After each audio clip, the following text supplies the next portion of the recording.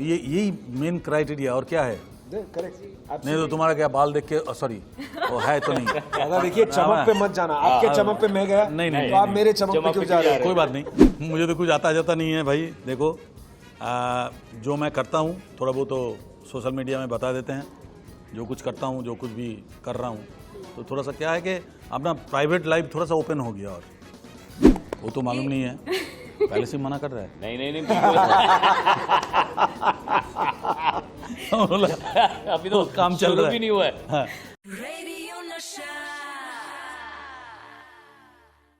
हाय, परी हूँ मैं फ्रॉम 91.9 FM रेडियो नशा and sitting with people who actually make radio नशा। शानुदा का म्यूजिक, शानुदा के गाने, विशाल सर के गाने, this is what makes radio Nasha. Radio Nasha मेरे सामने बैठे हैं। क्या बात, awesome. But so excited to see 3 of you Indian Idol के मंच पर।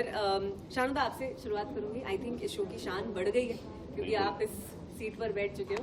वो तो मालूम नहीं है, पहले से मना कर रहा है। नहीं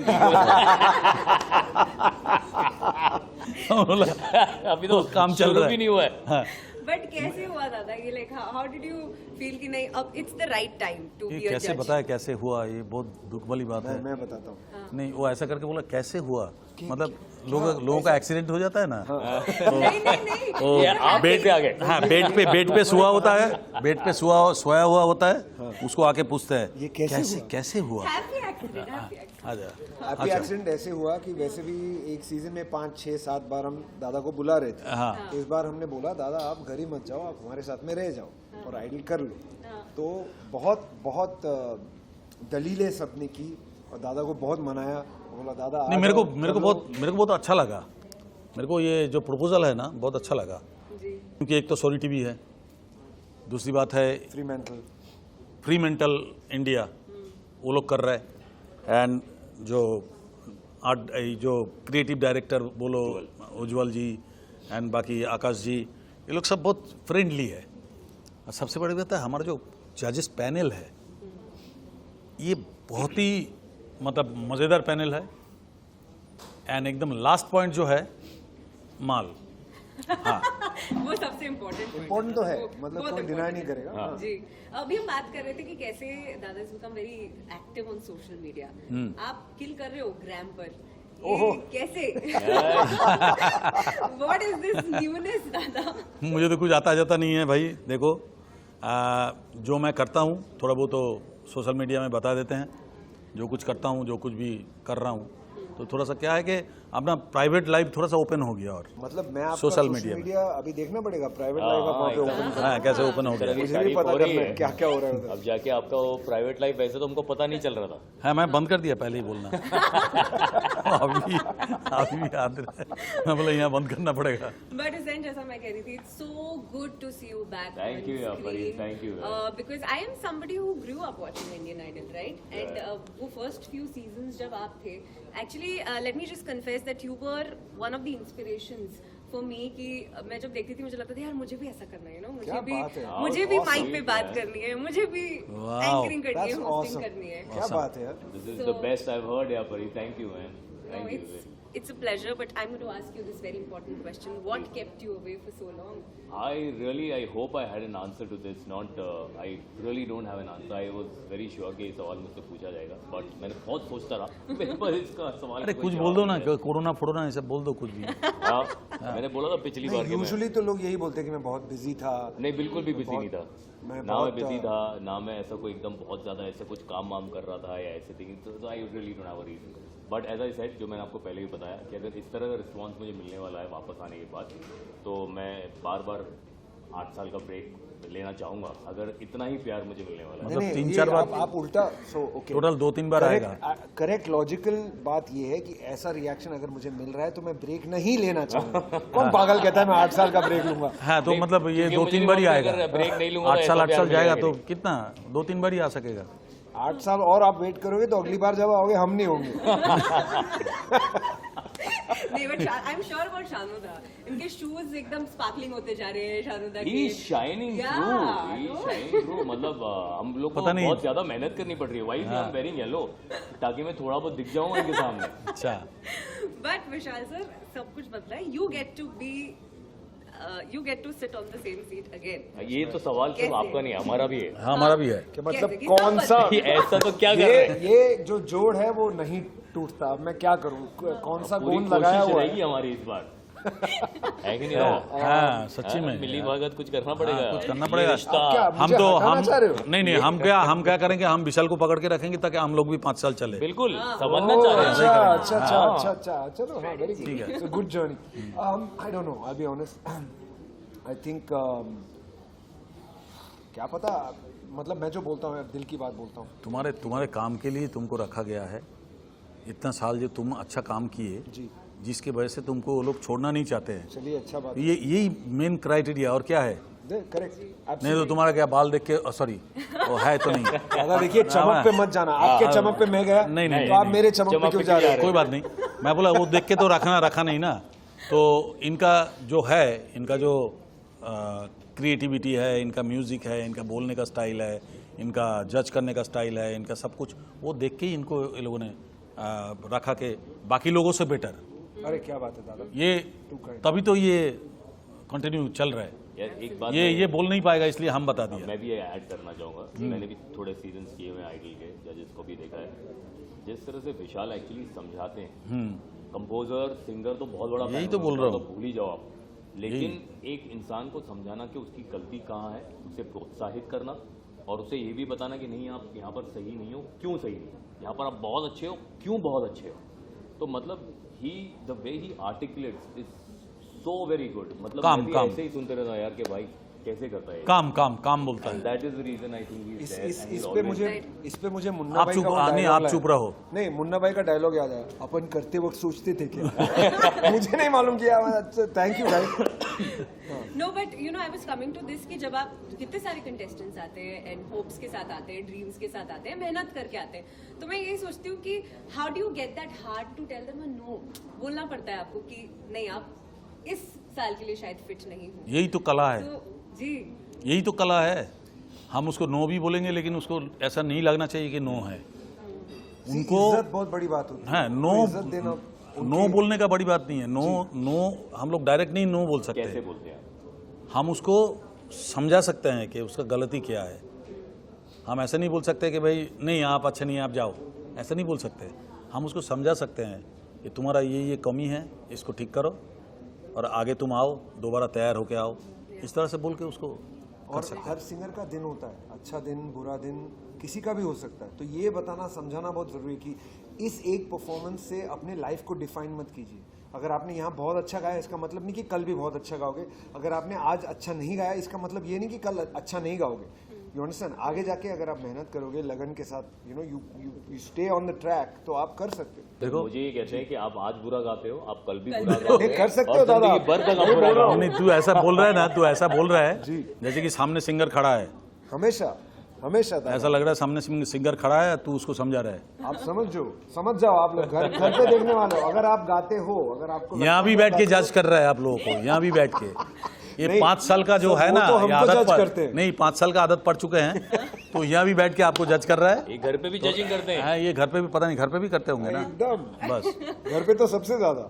नो, बट आपने इतने साल से जज किया है, do you think youngsters nowadays are better at taking rejections? क्योंकि उन्हें पता है कि it's but not we don't give them rejection. हम लोग रिजेक्शन नहीं देते, यही तो हम बात उनको है। एनकरेजमेंट देते हैं। You see, you have to understand, Indian Idol एक ऐसा स्टेज है जो लोग यहाँ पे आते हैं वो यहाँ से कुछ लेकर जाते हैं। अगर आगे भी ना बढ़े तो they will take an understanding of कि उनको किस चीज पे काम करना है। You know. इसलिए यू विल सी कि स्पेशली पिछले लास्ट 5 सालों में कितने रिपीट्स हैं। मतलब जिन लोगों ने ट्राई किया, आगे नहीं गए या थोड़ा हाँ, सा वो आगे फिर गए, दोबारा वो आए। फिर आते हैं, मेहनत करके आते हैं, which is wonderfully encouraging thing. हाँ, मैंने देखा ये चीज़, इस बार भी देखा। इस बार का जो कंटेस्टेंट है उसमें जी। कुछ लोग ऐसा हैं कि जो पहले फेलियर हो गया था, अभी इस बार वो तैयार होके आए और और क्या वो सिलेक्ट हो तैयारी के साथ आए, गया और you'll be सिलेक्ट हो गया shocked। और सिलेक्ट हो गया। राइट। अगर मैं पूछूं आप लोग तीनों की पर्सनल जर्नी में, ये वॉइस ऑफ इनकरेजमेंट आप लोगों के लिए कौन रहा है personally? Voice of encouragement I think वो तो घर से ही शुरू होता है, यू नो, बिकॉज हर किसी के करियर में आपके हाईज लोज होते हैं। यू नो, आपकी वाइफ है, आपके पेरेंट्स हैं, मेरे भाई हैं, बड़े भाई हैं, मेरी माँ है, जो वहाँ पर होता है और उनको आपकी शक्ल देख के ही पता चल जाता है कि आज कुछ तो ऊपर नीचे हुआ है। And you know when they are standing like those rocks pillars there, and ये सब course, the biggest validation comes from the people who you love. For example, if I'm coming back today, words of encouragement is all what I've just heard, जो मैंने आपसे सुना है, इससे ज़्यादा encouragement Good. कुछ नहीं होता। Well said well said. दादा आपके लिए कौन था? शानू का कौन हैं? रहा है आपके लिए कौन रहा? मेरा घर से ही है अपब्रिंगिंग, जो घर से ही मैं अपना डैडी को सुना प्योर क्लासिकल में, एंड घर से ही जो इंस्पिरेशन तो मेरा पहला डैडी है। फिर बाद में बॉम्बे इंडस्ट्री में आके फिर जब इंडस्ट्री में मतलब बॉम्बे में जब आए तो उससे पहले से ही मैं कलकत्ता से ही मैं एक्चुअली किशोर दा को फॉलो करते थे, मोहम्मद रफ़ी साहब को फॉलो करते थे, मुकेश जी को फॉलो करते थे। तो बस उन लोगों का वही अच्छाई जो है उसको अडेप्ट किया पूरी ज़िंदगी, एंड मेरे में मिलाया। बट हमने एक चीज़ करने का कोशिश किया हमेशा कि अपना आवाज़ से हम कॉम्प्रोमाइज़ नहीं किया। अपना आवाज़ जो है ना उसको हम कभी भी ऐसा इमिटेट करके गाने का कोशिश नहीं किया, एंड दैट्स वाई कि मैं जो कुछ भी गाऊंगा, मैं किशोर दा का भी गाना गाऊंगा तो अपने आवाज़ में गाऊंगा, मैं रफ़ी साहब का भी गाना गाऊंगा तो अपने आवाज़ पे गाऊंगा, मुकेश जी का अपने आवाज़ पे। तो इसमें क्या होता है कि आई थिंक मेरा जो कंटेस्टेंट है, ये कंटेस्टेंट को मैं यही कहूँगा कि तुम अपने आवाज़ को कभी इमिटेट नहीं करना, तुम हर एक का तुम अच्छाई को एडप्ट कर लो। उनका अच्छाई जो है वो सीखने की चीज़ है, वो किस तरह से उसका थ्रोइंग है, हाँ उसका थ्रोइंग कैसा है, उसका कैसे टेक्निक है सिंगिंग, उसको एडप्ट कर लो। बट तुम उसका वॉइस क्वालिटी को एडप्ट मत करो, क्योंकि ये ऊपर वाला देके भेजता है हर एक को, हर एक का अलग अलग।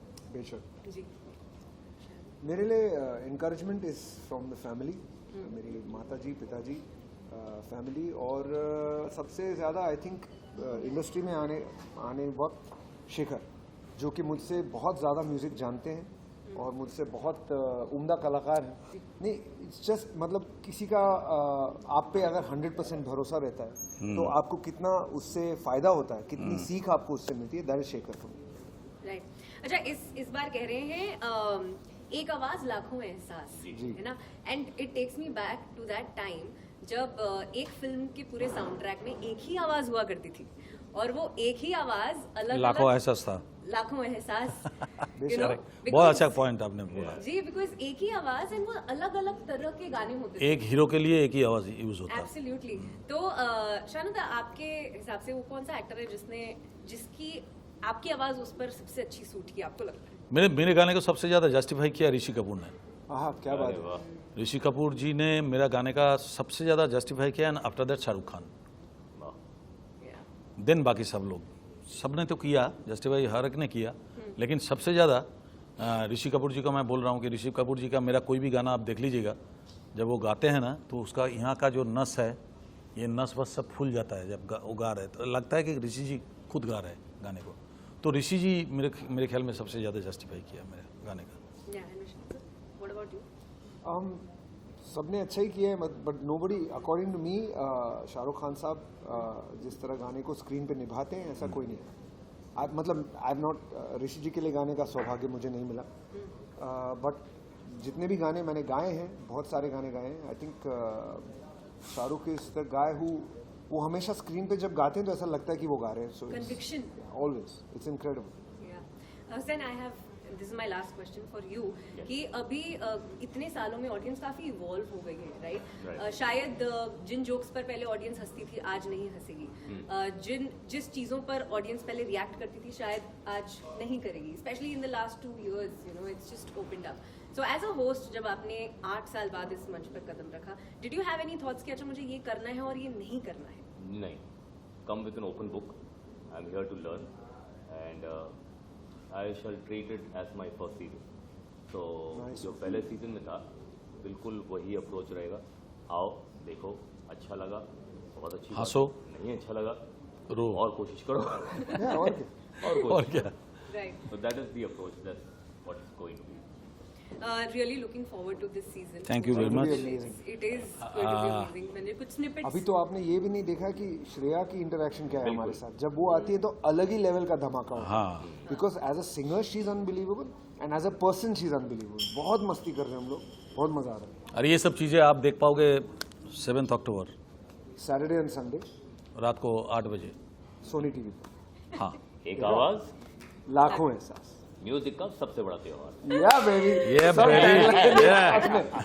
Sony TV Fremantle. एंड मैं एक लास्ट चीज आप लोग से जानना चाहूंगी. I do this thing on my show which is called top 8 at 8, जहाँ पर मैं 8 बजे एक प्लेलिस्ट कमाल की प्ले करती हूँ. तो मैं जानना चाहूंगी कि अगर आप प्लेलिस्ट बना रहे हो अपनी, आप तीनों, आपकी प्लेलिस्ट में वो कौन से गाने हैं जो जरूर होंगे? You can include songs. ऐसा नहीं हो सकता है. बहुत मुश्किल है यार. हमारी प्लेलिस्ट रोज बदलती है. मेरी प्लेलिस्ट तो रोज बदलती है. 2 songs each जो एवरग्रीन गाने हैं आपकी लिस्ट में जरूर होंगे. हमें तुमसे प्यार कितना, तेरे बिना जिया जाए ना, दोनों पंचम दा के गाने. I can't live without this songs. But your song. ओ मेरे गाने बोलो. हाँ. नहीं any मेरे गाने आप Any बोलो. songs. आप जब गाने सुन रहे हो तो आपके हिसाब से कौन से गाने आपकी प्लेलिस्ट में जरूर होंगे? मेरा फेवरेट्स में, हाँ जी. मेरे फेवरेट्स में तो हर गाना अच्छा लगता है. हाँ, किशोर वही दा का तो. तो हर गाना अच्छा लगता है. Okay. Fair. Fair. Do you have a list? I have these two wonderful gentlemen, great musicians, singers. Gil Ezra for me has always been there. Always. It was a dream to hear him live the other day जब हम audition में थे. और दादा की जो आशिकी की album ना, हम लोग के प्ले होती रहती थी और आज भी होती है. Right. I truly wish कि you know ये जो repeat value होती थी ना गानों की, ये this is something that we should वो strive टेप खत्म for. होता था, हाँ. फिर टेप शुरू होता था, फिर टेप खत्म होता था, फिर Really, टेप really. शुरू होता था. मतलब पूरे ड्राइव में सिर्फ आशिकी. But thank you so Thank you much very much. for Thank talking you. to me today. Thank you. It was a Thank you. pleasure. Thank Thank you. Thank you, Pari. Radio Nasha.